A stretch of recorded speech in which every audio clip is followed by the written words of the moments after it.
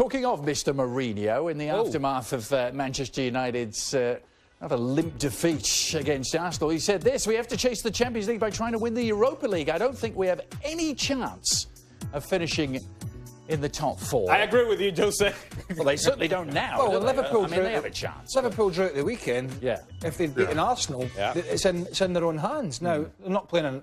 This is by far...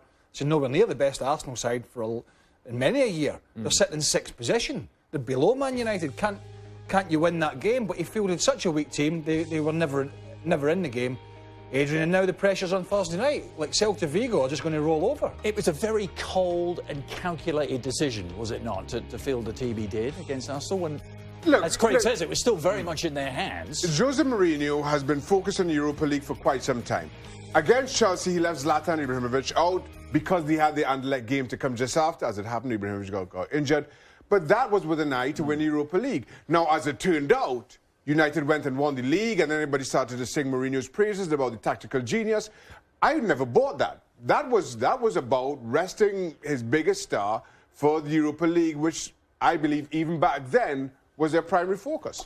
I don't think there's any question that Jose Mourinho has had a storyline in his mind, and every decision that he has made is to fit into that storyline. And that storyline has been Europa League. That's how we're going to get to Champions League. It's not going to be in the top four. So even if they had an outside chance of getting in the top four, his decisions were, you know what, I'm going to make sure that this, what I've been selling you throughout, this is going to be the thing that people focus on and don't pay attention to our struggles in the league. The other thing, too, is Manchester United should have been out of this top four race a long time ago. But somehow, Liverpool keep dropping points and nobody expects them to. You're never sure quite what you're going to get out of City. And Arsenal are just doing, well, as we've seen from Arsenal all season long, which have kept Manchester United in touch with the top four. Not because of anything really that I think they've kind of catered to.